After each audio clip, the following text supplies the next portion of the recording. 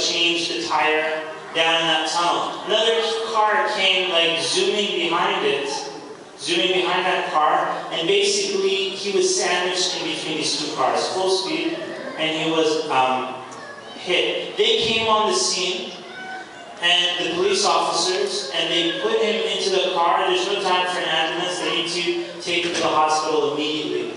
So they put him in the police car, and they're driving to the hospital. And this boy, his body, bones broken, legs broken, everything is, he's bleeding. And as they're driving, they hear some sound. The boy's speaking. And when they listen carefully, the boy wasn't speaking, the boy was reciting Quran. And they said that it was the most beautiful recitation that they had ever heard before. Most beautiful.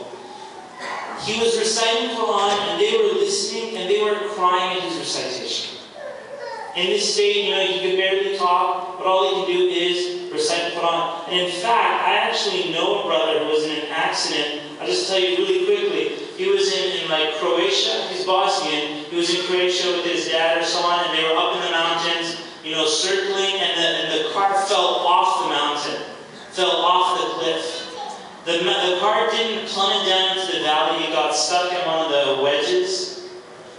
And, they were unconscious. It took, maybe 12 hours to, cranes and so on to come and pull them out.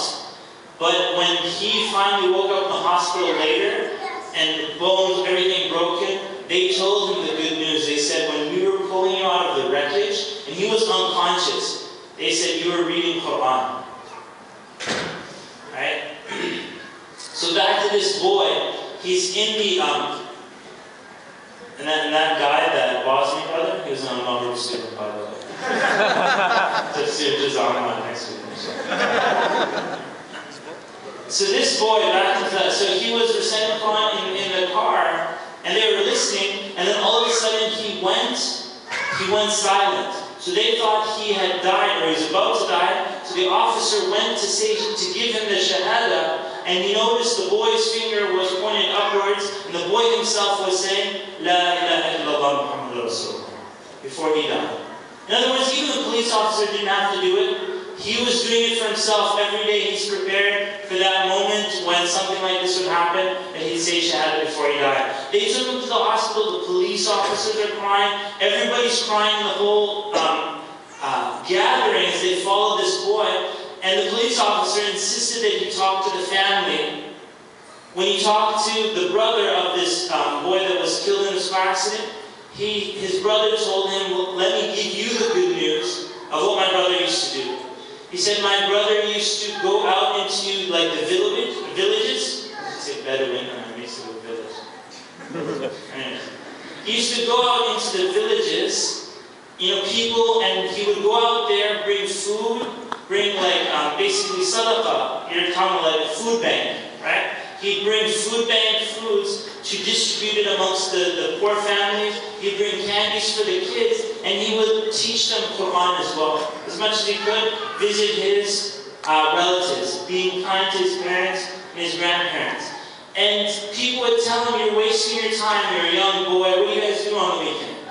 This is the same thing with him. People are telling him, what are you doing on the weekend, wasting your time driving out like this? And he said, no, it's no problem. When I drive out, I review my Quran on the way there and on the way back.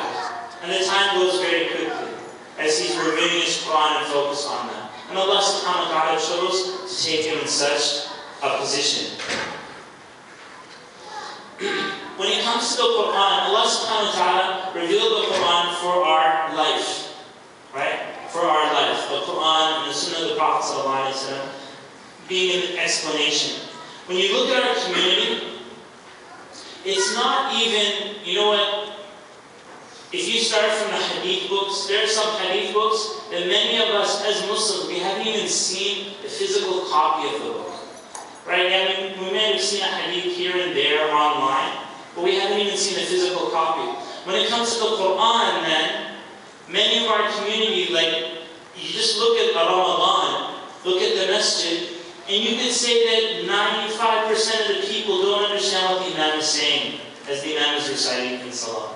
And Allah subhanahu wa ta'ala revealed the Quran for our life, the Prophet ﷺ said that he left behind him two things that we would never go astray so long as we hold on to it.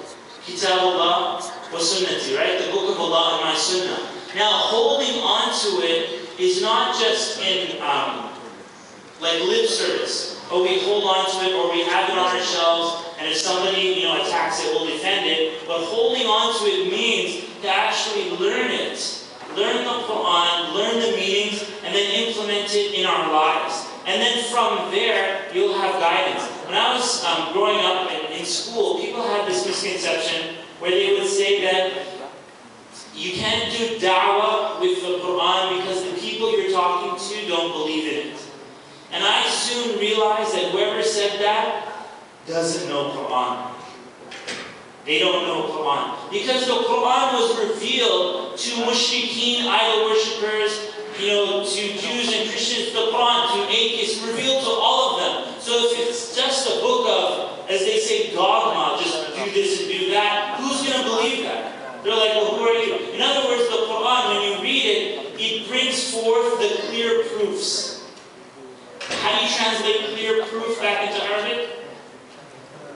Ayat. Clear proof translated into Arabic means ayat. The ayat.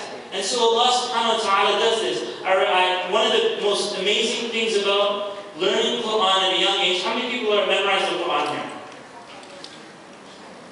A lot of boys. Okay, no worries. One of the amazing things about memorizing the Quran is the confidence you get from memorizing the Quran.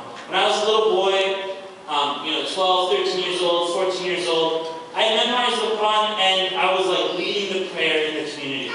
Imagine a kid, and just recently, actually just a few days ago, I went back to Winnipeg after like 10 years where I grew up, and I went to that same masjid and I looked at the shelves that had the mushafs there, and I said to myself, I remember the day when I didn't know how to recite this.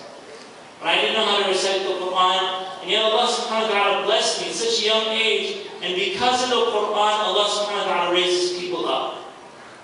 And so even at a young age, brought forward, we used to have Saudi doctors studying in Winnipeg. I'm sure you guys have Saudi doctors here, right? Yeah, I used to lead the prayer and they would pray behind me when I was like 14 years old. And I couldn't even talk proper Arabic and stuff. Yet Allah subhanahu wa ta'ala pushes a person into a position, the Quran raises a person up like that. There was, when we were in Medina, our neighbors there were from Bulgaria. I'm sure many of you might not even know where Bulgaria is. It's near to Turkey, in the European Union. I don't know if they've included Bulgaria or not. Maybe they have. But Bulgaria, we take for granted that we even have a translation of the meanings of the Quran. In 1995, that was the first time that the Quran was translated into the Bulgarian language, right? And in Medina, there's such a beautiful place. Kind of like the feeling you get here with so many people who have the Quran memorized. There's a place like that where, you take this feeling and multiply it by 100 times. That is, where do you think that is? Haram. Where? Haram. The Haram. It's actually not at the Haram. There's a lot of people at the Haram that don't have the Quran memorized. A place where you get this feelings like times 100. Somebody guess. It is in Medina, but it's not the Haram. Somebody guess? Guess, brother? What? Darul Arqam? I don't even know where Darul Arqam is. I would assume it's in Mecca. Yes, الجامعة الإسلامية, the university. No, not the Jannah Samia. Alright. Coffee center. The Quran printing press. The King Fahd Quran printing press. It's in Medina. It's the largest printing press in the world, and the only thing that they're printing is Quran. All those green Qurans that you see on your shelves and all the masjids, this is the place where they are printed.